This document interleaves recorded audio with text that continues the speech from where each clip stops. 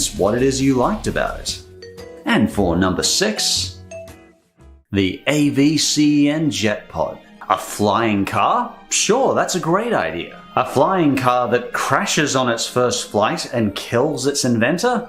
Well, that's a tragically stupid idea right there. Now, I should mention, this means no ill will to the JetPod's inventor, Michael. I don't mean to say he was stupid at all. Quite the contrary, he was no doubt a brilliant man, and he dedicated years of his life to this invention. This is a stupid invention, specifically because it took the life of its own creator, and my deepest respects go to him and his family. In fact, the JetPod could have been the revolution we needed to create flying taxis. Over the decades, there have been many attempts at creating flying cars. There was also the Ave Mizar, or the Dymaxion flying car. But part of what made the JetPod promising was it could take off within 125 meters. It was apparently going to reach up to 550 kilometers an hour, and it was apparently going to do all this while being whisper quiet. It could basically function like a flying car. In fact, they gave the JetPod a label. The JetPod is a very quiet, short takeoff and landing aircraft, or what we have termed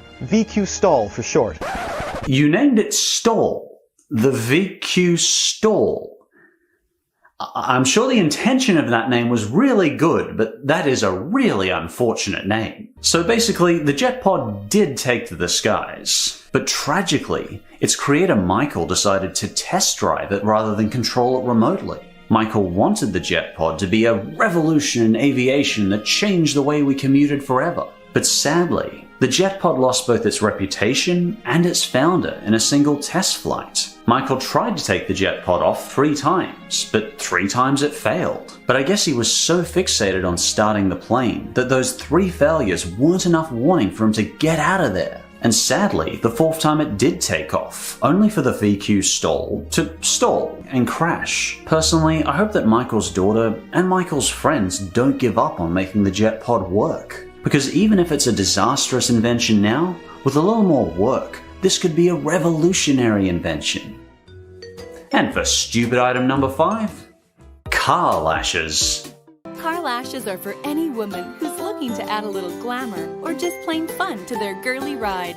Ugh, this is one of those special types of infomercials that makes me feel like vomiting while watching it. Surely automobiles are fine without eyelashes. Apparently these car eyelashes fit right over the headlights. They come in sparkly, chrome, ombre, and iridescent. They're actually surprisingly easy to get a hold of with all the online stores that sell them. I mean, really, there's giving your car personality, but surely there reaches a point where you have to say to yourself, maybe I shouldn't impede my headlights' visibility just so I can express my individuality. I wouldn't mind if it was just a bumper sticker that didn't cause safety concerns, but these are just massive eyesores covering your headlights. And they're freaking terrifying to boot. If you've noticed someone smiling at you, could it be your car's eyelashes? I'd be more concerned if someone didn't notice the giant creepy eyelashes jutting from your car. Now, maybe I'm thinking a bit outside the box here. But just maybe we should be encouraging drivers to focus less on car lashes and more on, the road. We literally have every other moment in time outside to express our personality in some way. People can express their personality in the toilet cubicle for all I care. But just while we're driving, couldn't we try and keep the driver's eyes on the road so we can, not crash? I feel like if I saw these creepy things barreling down the road, I'd be frozen in terror. I wasn't sure about them at first, but with all the smiles and thumbs up I get, I love it. The rest of the time, though, she gets horrified yells of terror and people turning around and driving the other direction as quickly as possible. Apparently, the goal of car lashes is to create the illusion of flirty eyes. And I guess that's kind of cute in concept. But in execution, I feel like they're a legitimate danger to impeding headlights and scaring the bejeebers out of drivers. Even if you're looking at car lashes and saying, oh my goodness, this product is ridiculous. Why does it exist? I don't get it. Huh, that's funny. That was exactly what I was saying. I guess she showed me. It makes them smile. And when they're having a bad day, they know that they have their car lashes. Ma'am, if I saw these on my car after I had a bad day, I think I'd go into questioning over the maddening terror that my life has become. I review SpongeBob for a living, and now I've reached the point where I have eyelashes on my car. I think I need to talk to a therapist. And for our fourth, significantly stupid item, the potty putter, aka toilet golf. Just a warning ahead, in this segment I will be making reference to the greatest taboo in all of science: poop. But I will of course keep it in as good taste as possible. While sitting on the toilet doing your business, do you ever get bored? While you're there, do you ever wish there was something else to do? I mean, you could read a magazine, read a book, play your 3DS, or jeebus forbid, not do anything for a moment and actually just collect your thoughts. Frankly, doing just about anything else on the can seems like a better idea than this thing. The amazing new Toilet Time golf game that lets you practice your putting on the potty. Say hello to toilet golf, because apparently now we have to make even depositing on the John a tedious, frustrating experience. Nowadays, I feel like delivering our daily bacteria to the latrine is one of the few times we do stop to think. So if you go to Taco Bell, you spend a lot of time thinking. Anyway, if you're one of the 0.0001% of people who actually find golf interesting, and you're one of the 0.0001% of people who enjoy the idea of golfing while visiting the outhouse, then congratulations, you are a universal anomaly on the scale of the Big Bang. And someone made a weird toilet activity for you. Even then, I think most golfers are experienced enough that this short dumper course would probably bore them to tears. And if you have longer legs like me, chances are your legs will get in the way of your shot anyway. And even then, unless true disaster is struck, I think most people only spend a few minutes on the toilet. Is that really enough time for a decent game of golf? I don't know, I don't play golf. Why didn't you just go home? That's your home! Are you too good for your home? Though in all seriousness, if you actually did have one of these, or one of your friends did and they actually did putt while squatting, I would be really curious to know. And for our third puzzlingly stupid item, Pizza Hut perfume, aka Mon Chéri, or the Pizza Hut. Aha, Bon Jovi. As Katie Pukerick pointed out, there are many reasons someone might want to wear some perfume. Maybe to add some flair to their attire, maybe to inspire a little interest. But how many married couples have honestly said, I remember the day we first met. I knew they were the one, when I realized they smelled like a greasy pizza shop. Yes, the good people of the think tank known as Pizza Hut Canada have come up with a limited edition run of Pizza Hut perfume.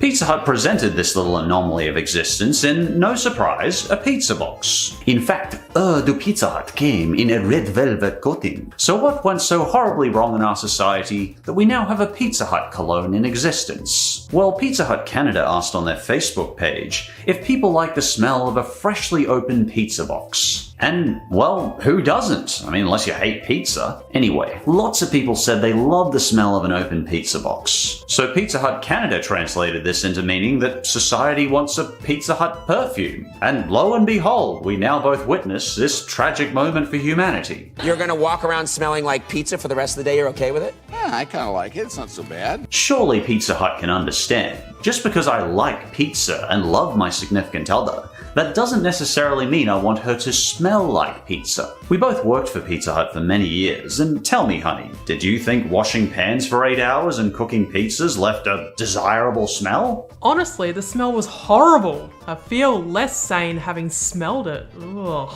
And I swore off pizzas for 2 years afterwards. I can comfortably say, working in a Pizza Hut shop for 8 hours did not leave a desirable smell. In fact, after my shift, I generally felt slightly nauseous. By the end of my shift, all I was smelling was drains and old cheese. But anyway, do you think some people found the smell alluring? Well, according to Katie, it smelled like cinnamon, baby powder, and feet. Smells like feet? Smells like feet. Apparently every single person she had smell it recoiled in disgust. And I think it's because of the cognitive dissonance of not expecting something that smells foody and indeed physical and slightly unhygienic to come out of something that looks like a perfume bottle. Apparently after it lingered on Katie for a while, it also smelled like dough and salty cheese, which just sounds so lovely. At the end of the day, she found the smell interesting. I love it. I think it's great. It's so weird. So unless you want to smell like dough and old feet, it's probably not a useful perfume for any occasion. You know, I haven't met someone who wants to smell like feet, but hey, it's a big world out there. Come on. No thanks. How about I stuff your crust? No thank you. And definitely for number 2, the pet rock.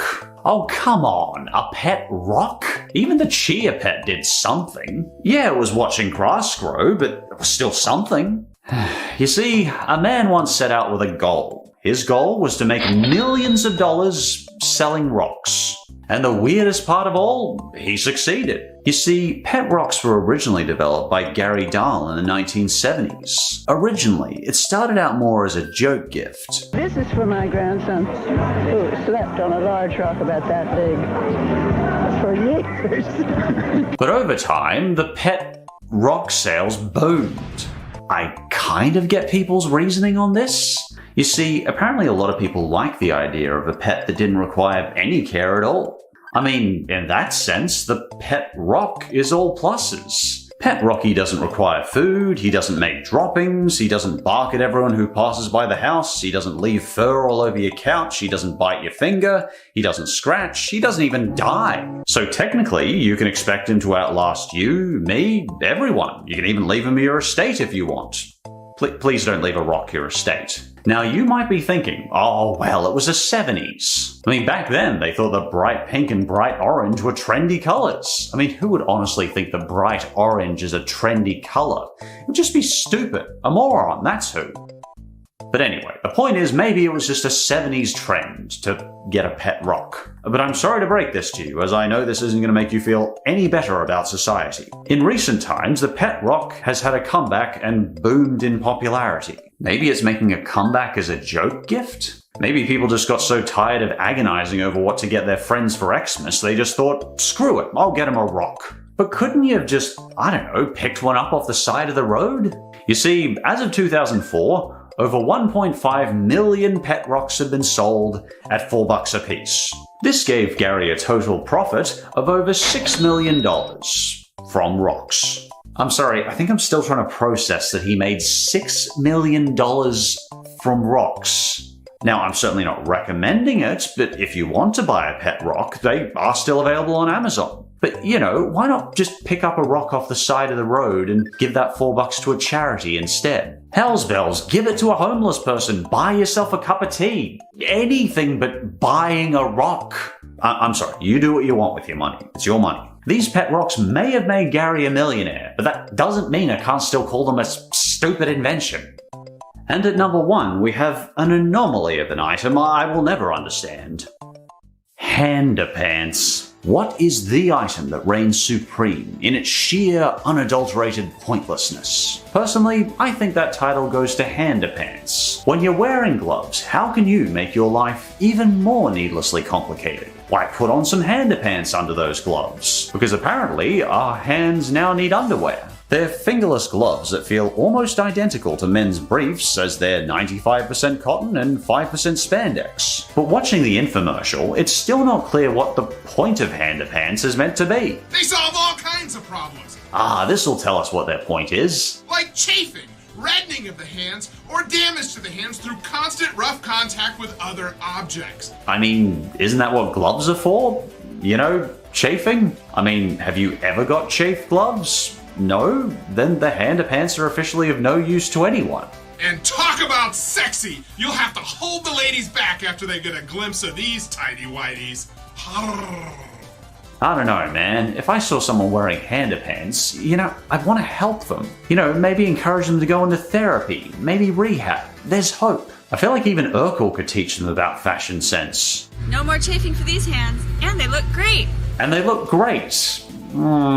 But once again, I'm pretty flabbergasted because these sold. As of this video's filming, you could still buy Handapants on Amazon. In fact, there's now officially a #Handapants movement on Instagram, with thousands of people participating.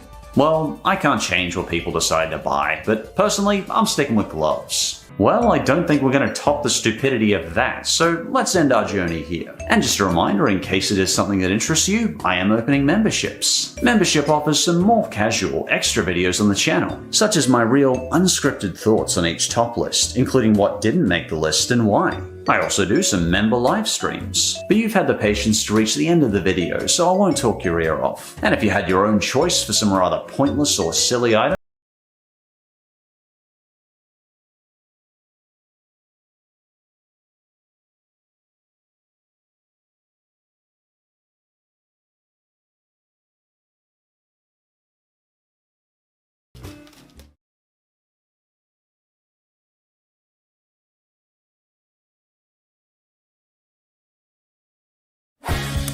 Howdy!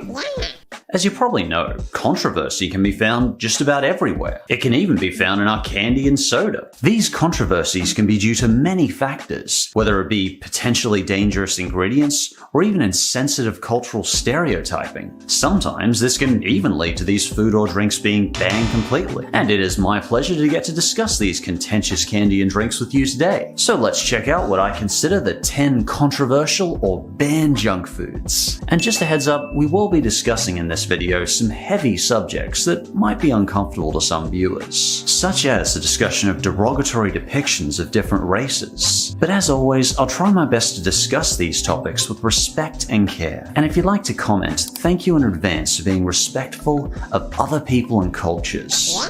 And just a heads up, this video is sponsored by Skillshare. Later on, I'll talk a bit about my pleasant experience with them. But for now, on to the countdown. And starting with number 10, Haribo sugar-free gummy bears. Oh, come on. Why would sugar-free gummy bears be banned? That's...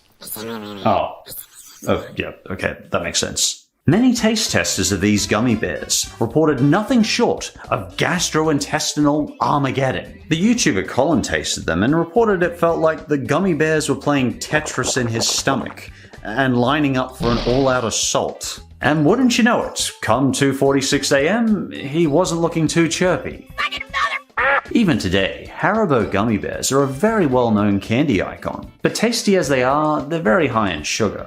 And if you're anything like me, you try and watch your sugar intake a bit. So when I first heard these sugar-free gummy bears were released, I thought, wow, finally, people can eat these candy and not have to worry about their waistlines so much. But, as you might have guessed, there was one small problem. Rather, a pretty catastrophic problem. You see, Haribo decided to sweeten these sugar-free gummy bears with Lycocin. And unfortunately, Lycocin can have a powerful laxative effect. In fact, researchers determined that a mere 40 grams of Lycocin was enough to cause gastrointestinal distress in adults, and only 25 grams was needed to do the same thing to kids. And wouldn't you know it, one bag of Haribo sugar-free gummy bears had enough Lycocin to have this effect several times over. When Colin had his bag, he reported it took about 45 minutes for all hell to break loose. But how did they taste? Was it worth it? Well, Colin's first comment when eating them is that they were a bit chewy, but given he ate a whole kilo of them,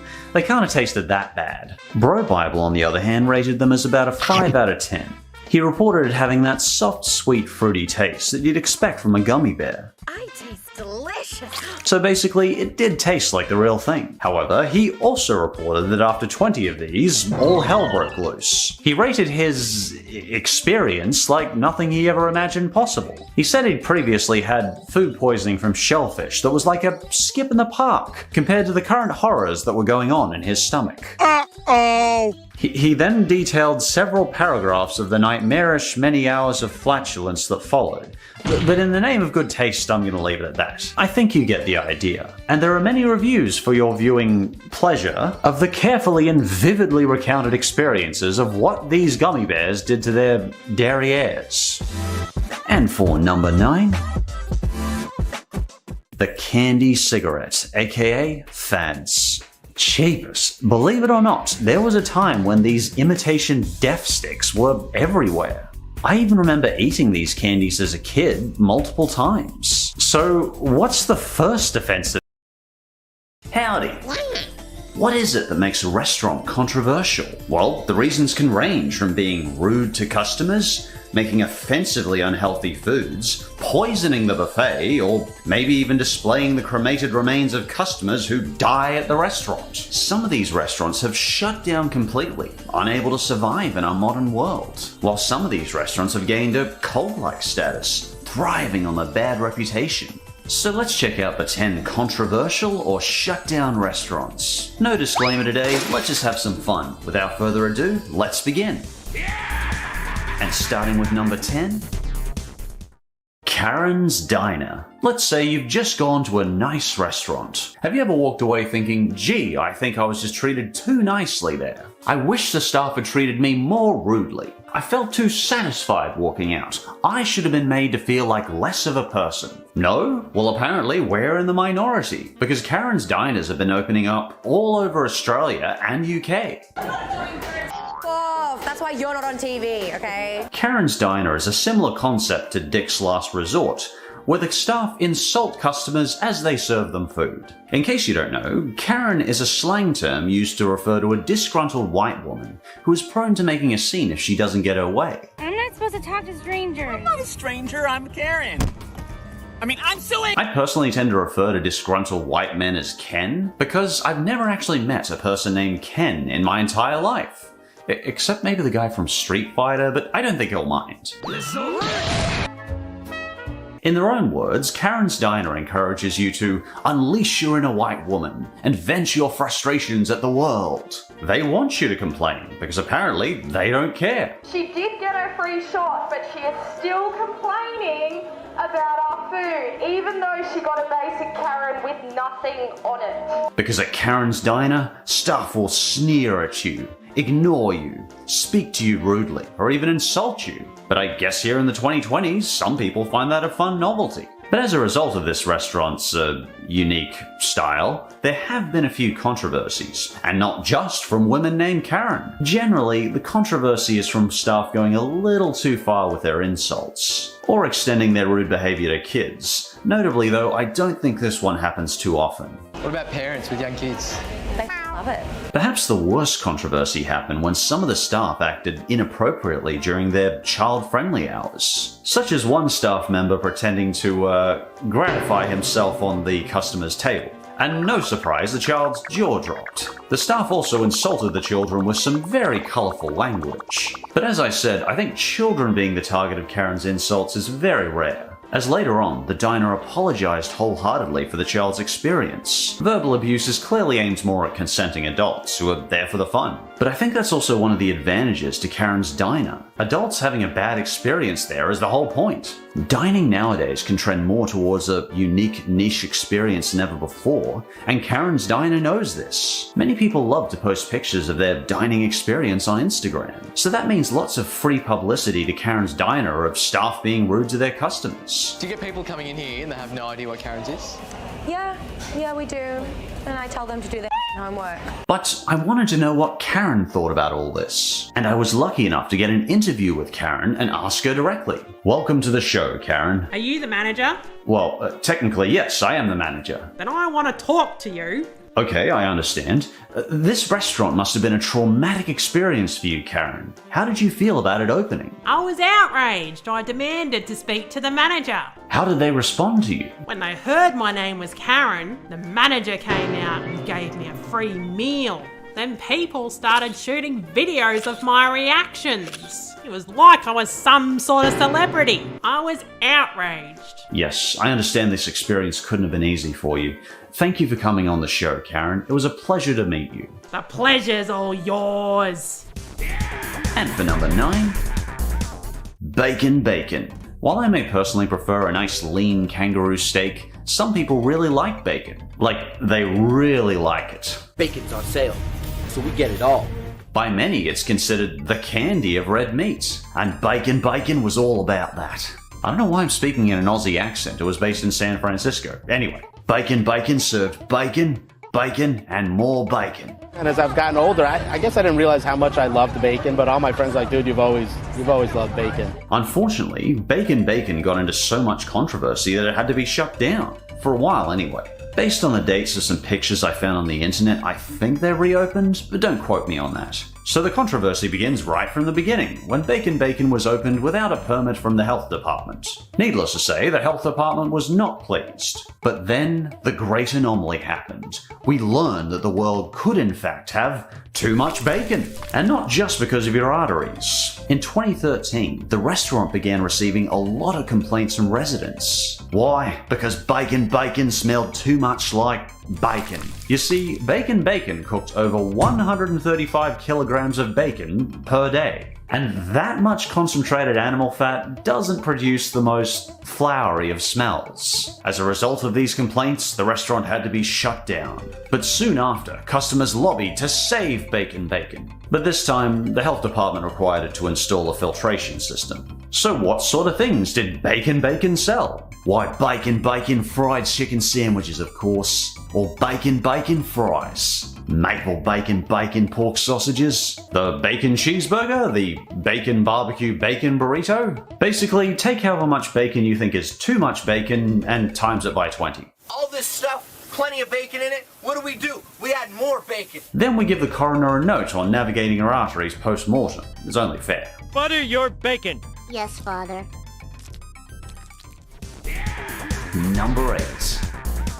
Hooters. The old 80s owly Hooters. In case you don't know, this restaurant is renowned for its fantastic chicken wings and showing off women's, personalities. I hear there's a Hooters just down the road from this place! I still remember when we accidentally stumbled into Hooters when I was just a kid visiting America. I didn't know what it was at the time and thought the name was rather odd.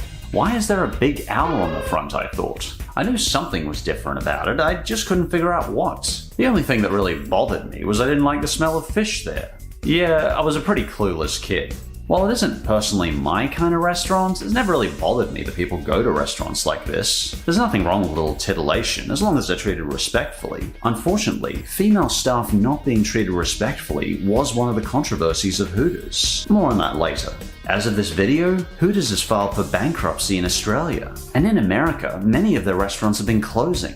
But how'd we get to this point? Well, back in the 80s and 90s, Hooters thrived. It was really popular. They even did well enough to set up the 696 room in Las Vegas. But throughout the 2000s to now, Hooters has been in a slow decline in business. There are a few reasons for this. Partially because many millennials see Hooters as culturally outdated. Partially due to reports from staff that it's a terrible place to work, and partially due to all the protests that erupt every time they try to open a restaurant. For example, when Hooters tried to open its first restaurant in Australia, it immediately received criticism. Protesters complained that having a big flashy Hooters restaurant in the suburbs felt inappropriate for many families. They had a similar problem in the UK. When they tried to open a Hooters in Britain, the restaurant was hit with hundreds of protesters who didn't want to encourage a culture that can be degrading and sexist to women. They said people do want jobs, but they don't want jobs that can take their dignity away. And none of this seems too surprising, given how the conversation has changed since the 80s. Nowadays, equal rights and equal opportunity to all genders is a more important topic than it used to be, and I think that's wonderful. As for America, so far Hooters had to close 35 restaurants. But after 30 years, the CEO of Hooters is trying to rebrand it. But we've got to we really do have to proceed carefully with this thing. For example, they've tried to open a couple of new restaurants and rebrand them as Hoots, or also known as Hoots Wings. In these Hoots restaurants, they hire both male and female servers. And both female and male servers wear the same kind of Hoots t-shirt, much more reserved than the original. And despite the pandemic swallowing a lot of businesses, Hoots Wings delivery service still seems to be going strong. But you know what I found the most interesting part? Hooters' primary hook for all those decades? Apparently, a lot of young men just aren't into that nowadays. A recent survey revealed that a lot of men just don't enjoy ogling women's bazongas anymore. Apparently, low-cut tank tops just don't attract men like they once did. Hopefully in the new direction Hoots is going, they can stay afloat, make people happy, and cook some fine chicken wings. And for 7 lucky 7, Fashion Cafe. You know a restaurant has failed badly when a presidential pardon is required in order to keep the owner out of prison. And thanks to Illuminati for some of the extra info on this. If you want a more in-depth analysis of this restaurant, I've left a link to their video in the description. So let me tell you a story about the Fashion Cafe. It was founded by a man named Tommaso Butti, whose talent in business seemed to start and end in lying. But I'm calling him Tommaso Sauce because that is way more fun to say. Apparently that guy from the Pizza Hut commercial got involved as well, but we'll talk about that later. Supermodels were very fashionable during the 90s, so Tommaso Sauce thought why not start a restaurant revolving around fashion? It could even feature supermodels. He was inspired by Planet Hollywood, where Hollywood stars would show up to the restaurant. He hoped that Fashion Cafe would attract customers with celebrity supermodels. Now, you may think this whole thing sounds like a really stupid idea, and I don't blame you. Nowadays, a lot of Western culture has has much less focus on obsessively skinny or flawless skin bodies, and more of a healthy focus on all body types, which I personally think is a great thing. As a result, supermodels just aren't as popular now as they were in the 90s. More modern celebrities people want to see aren't necessarily the supermodels, but instead many want to see YouTube and Instagram influencers, who tend to have a more normal physique. But back then in the 90s, supermodels were a massive thing. They were so newsworthy that they received more press than natural disasters, athletes, and the president at one point. The other issue, as one critic pointed out, where's the connection between supermodels and food? When someone sees a super skinny, flawless supermodel, they don't necessarily feel like downing a fatty pizza and fries. But despite this, the Fashion Cafe started off with a flourishing business. In the first 4 months, they were super busy, selling over 28,000 shirts. But this popularity didn't last, and controversy was quickly brewing under the surface. Within the first 3 years, the restaurant was repeatedly receiving lawsuits because Tommaso Sauce simply wouldn't pay some companies, or he'd just straight up lie to the public and investors. At one point, he claimed that all the fashion models were owners in the business, which simply wasn't true. Then he sold 400% of the company to shareholders, promising equity that didn't actually exist. It's almost like he was trying to go to jail. Shockingly, this didn't work out well for him. Staff paychecks started bouncing, and suppliers refused to deliver because he wouldn't pay them. And, paying your supplier is kind of important, particularly to the supplier, and customers were rapidly disappearing. By the late 90s, themed restaurants just weren't as popular as they used to be. Even Planet Hollywood was struggling, and at the time that was like a cultural icon. And while all this is going on, Tommaso, being the brilliant fellow he is, had been siphoning cash from the failing restaurant for his own lavish lifestyle. What could possibly go wrong? And then the lawsuits really started to come in. At first he was hit with $1 million lawsuit for siphoning cash, followed by a $14 million suit from some Italian corporate entities, because he'd been lying about Fashion Cafe's success and diverting company funds. And then there was the hundreds of thousands he owed in rent and back pay. Things looked grim for Tommaso Sauce, so he ran. He quickly sold his shares to a Mexican company and resigned. By 1999, for the $19 million he owed in lawsuits, Tommaso was asked to pay $350,000. But you remember that stuffed crust pizza guy I was talking about? Well, he stepped in to help. The two became a team and intended to open a supermodel agency. He quickly made excuses for Tommaso and said it was bad lawyers that were at fault for his crimes. But their friendship was short-lived, as the New York Attorney General began investigating Tommaso. I guess this was too much heat for Pizza Guy and he was out. With the Pizza Guy no longer in his corner, Tommaso fled for Italy. But eventually in 2000, Tommaso was tracked down. Tommaso Sauce was arrested for fraud, bankruptcy, and money laundering. Though he was acquitted in Italian court, it's safe to say the Fashion Cafe was no more. Apparently that Pizza Guy I mentioned also became president for a while, and on his last day as president in 2020, he pardoned Tommaso for all his crimes in fraud and money laundering. And, well, I'll let you draw your own conclusions on that. And we have at number 6, Amy's Baking Company. So I should mention in advance, this segment means no ill will to anyone who worked at the restaurant. While I have no respect for the owner's behavior towards their staff, I do believe they're very mentally unwell people. And while this doesn't excuse their past behavior, I don't believe internet harassment will help them get psychological help, or at least keep them out of the restaurant business. So yeah, I hope it's obvious I would never condone harassing someone on or off the internet. So what restaurant would cause me to make such a mood-killingly dour disclaimer? The restaurant has since shut down, but let's take a look how it got there. On the surface, this Scottsdale restaurant looked inoffensive enough, but Gordon Ramsay was called in to help improve the place, and he soon discovered it was a kitchen nightmare.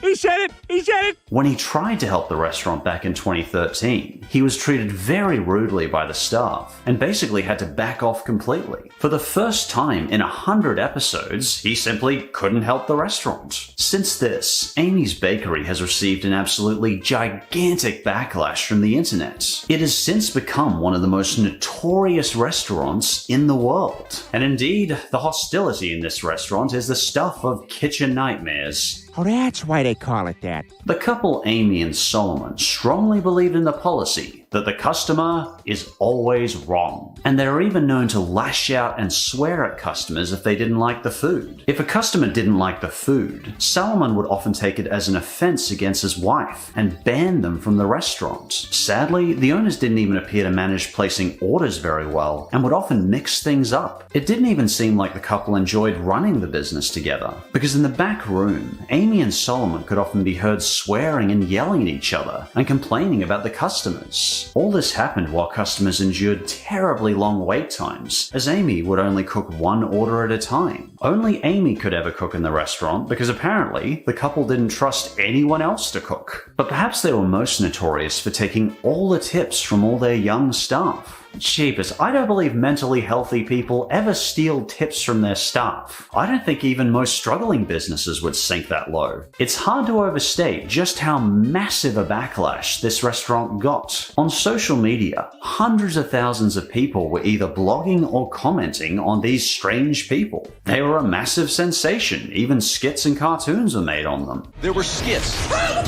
And even cartoons. I have issues with customers that are online bullies. The Today Show was talking about them. Even that Phil guy was talking about them, who I'm not going to call Dr. Phil because he is not actually a doctor. He's not even a registered psychologist. Anyway, despite me personally disliking this guy, he did have some funny comments. I've eaten a lot of places, some nice, some not so nice, but I don't think I've ever had somebody come out and offer to whip my ass. As of this video, the couple has closed their restaurant, and due to some court disputes regarding immigration, they have left the USA. Hopefully in whatever career they choose next, they'll be able to find some calm, and hopefully actually enjoy what they're doing. Perhaps something less stressful than running a restaurant.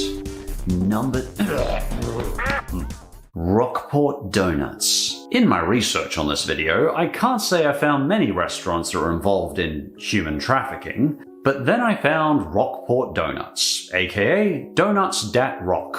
This restaurant, hired a Cambodian woman named Sophie. They then forced her to work 112 hours per week for $75 a month for 3 years. She was basically put into slavery in order to pay off a debt she incurred when she was brought to the United States. If what Sophie Treadway said in her human trafficking lawsuit against Rockport Donuts is true, her tears are understandable. She said she was forced to work 112 hours a week there for just $75 a month. In law, this is also known as debt slavery. Debt slavery was originally outlawed by Congress in 1867. This was 2 years after they outlawed slavery. When the police discovered this, the federal courts ordered the owners of the shop to pay Sophie $1.7 million. And frankly, working 17,472 hours over 3 to 4 years for basically nothing, yeah, that's kind of understandable. Apparently though, the owner says the customer support has been huge and the business is still doing fine. But how does a small Texan shop afford $1.7 million? That's a lot of donuts. That's huge money. That's like half a house today. No, thanks, Boo. But as far as I could tell, the donut shop is still going strong. And from what I can see online, there seems to be little to no word of the whole human trafficking thing among customers. I guess most Texans are just cool with it and want their donuts? Hopefully I'm wrong on that. I noticed the one YouTube news video I could find only received a few hundred views, so maybe customers just haven't become aware of the whole human trafficking thing yet. But more importantly, I'm just glad the victims are okay. Number 4. Chuck E. Cheese. Chuck E. Cheese's is better than ever. Thank you, thank you, thank you. What a shame to see this place closing down. Its ball pits, arcades, and animatronic shows feel like a part of history nowadays. Without Chuck E. Cheese, we wouldn't have Five Nights at Freddy's. The door doesn't want to close. But since 2012, Chuck E. Cheese has been struggling with severely dwindling business, and the restaurants have been slowly closing all across America. Like Toys R Us, this place was once a delighted children's icon. But so much has changed in the world since Nolan Bushnell, the creator of Atari, first founded this place in 1977. Since then, the restaurant has filed for bankruptcy, been bought out, and run into many business struggles. Like many theme restaurants, Chuck E. Cheese just faded over the decades. Why though? Well, by the 2010s, arcades just weren't as big a thing among kids. In the Western world anyway. Many arcades have been dying a slow death. Plus, the 2010s also saw a trend towards healthier eating, such as Obama's Healthy Hunger-Free Act. This resulted in more funding and focus being put into child nutrition. And personally, I think that was a great move. But this healthy eating shift did mean trouble for a restaurant called Chuck E. Cheese. Seriously, Nolan, how did you ever think that sounded like an attractive name to begin with? Hey, Josh. Well, who names their mascot Chuck anyway? Chuck is like the most unappealing word in the English language. Chuck E. Cheese did try rebranding in 2017. The interior color design of these places was made less loud and more muted. They also tried to make the place look less childish and more upscale. Apparently, they did this to try and improve the experience for adults and not just kids, and to try and encourage more family visits and not just for parties. The other big issue was, as thanks to Five Nights at Freddy's, most children didn't want to be anywhere near a Chuck E. Cheese animatronic. So those animatronics were replaced with a dance floor. Good call. But all this redesigning still wasn't enough to save Chuck E. Cheese. Because in 2019, the universe was about to throw a stone at all of us. And believe me, he's winding up. The pandemic crushed sit-down restaurants like Chuck E. Cheese. All around the USA, important stay-at-home orders forced all 550 restaurants to close up. And by 2020, Chuck E. Cheese was estimated to be over $1 to $2 billion in debt. Holy cow, that's more than a few pizzas are falling even. Competitors like Domino's could offer a quick, delivered, contact-free pizza. But with Chuck E. Cheese, a lot of their revenue came from people playing games while they waited for their pizza. But obviously, during the lockdown, none of that could happen safely. So sadly, as of 2020, Chuck E. Cheese has filed for bankruptcy. It appears the restaurants have been bought up again, but at this point, I honestly don't know if they'll be keeping Chuck E. Cheese open. Hey Boo, you like the pizza? Yeah. And for our third controversial restaurant, Sizzler. Sizzler. This was an old favorite for my dad and I. For decades, people could chow down on Sizzler's all-you-can-eat buffet. But sadly, all the Sizzlers in Australia are long gone now. And the USA Sizzler recently filed for bankruptcy. The controversy for Australian Sizzler? Rat poison. I'm serious. You see, way back in 2006, a person went to 2 Australian Sizzler restaurants and contaminated both of them with rat poison. Because apparently having an unguarded buffet means people have to poison it. Why? What sad purpose would someone have to do that?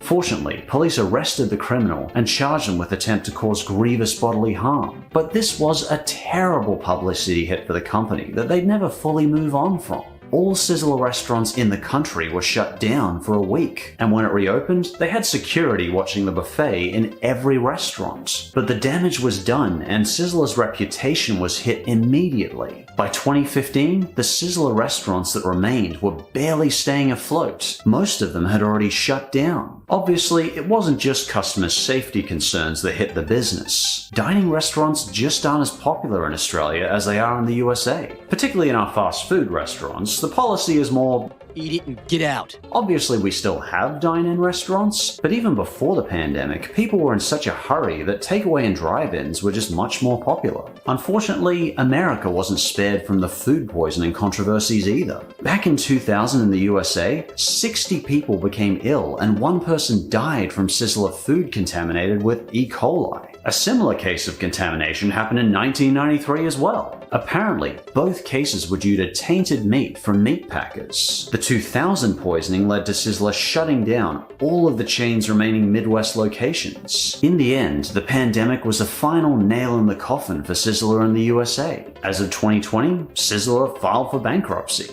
They claimed that not enough had been done to help the restaurants survive. But it's worth noting Sizzler of America did try to adapt. They switched to takeout versions of their popular salad bar buffet. But you know, the fun of being able to help yourself as many times as you want is kinda lost in the takeout package. After being in business since 1958, it's sad to see Sizzler closing up shop. But hey, I got some good memories, and for a restaurant, that's a hell of a long run.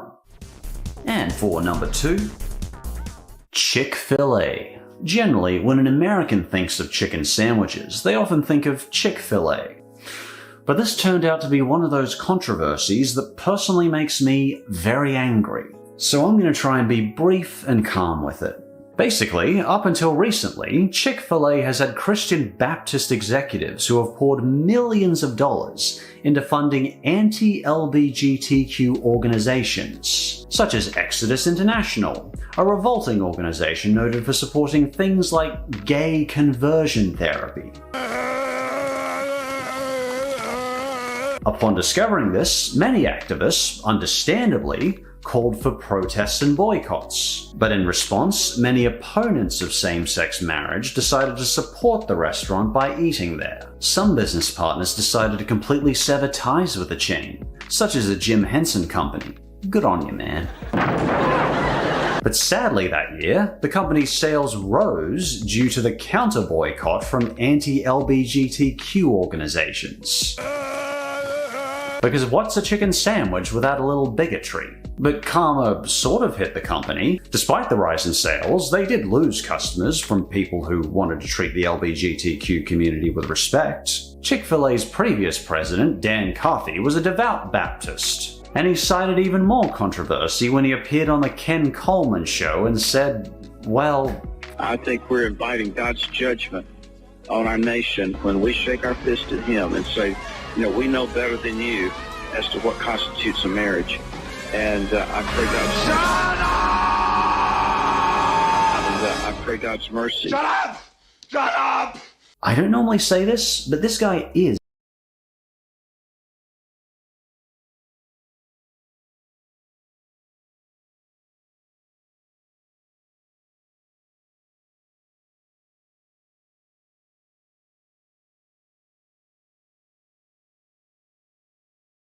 So this is the shocking photo that captured someone saving a US president from an assassination attempt. The guy you see here saw this woman suddenly pull a gun on President Gerald Ford and reacted just in time to knock it away. But believe it or not, this act of heroism actually ruined his life. You see, this guy was a former Marine who had served in Vietnam named Oliver Sipp. After saving President Ford's life, the news quickly declared Oliver a hero. The only problem was they also mentioned that Oliver was gay. At the time, Oliver was closeted. Unfortunately though, many other gay rights activists, including one of Oliver's closest friends, Harvey Milk, thought that it was the perfect opportunity to break the gay stereotype since Oliver was a tough Marine and a hero now. So despite Oliver's protests, Harvey Milk decided to out Oliver as gay. He had thought that he was doing the right thing. But when news articles everywhere began to report on Oliver's sexuality, his old-fashioned parents disowned him. In addition, President Ford only wrote him a simple thank you note and didn't even invite him to the White House. As Oliver's story kept getting shared and causing controversy, he became extremely anxious and depressed. He died alone at just age 47 from natural causes, and his body wasn't found until 10 days later.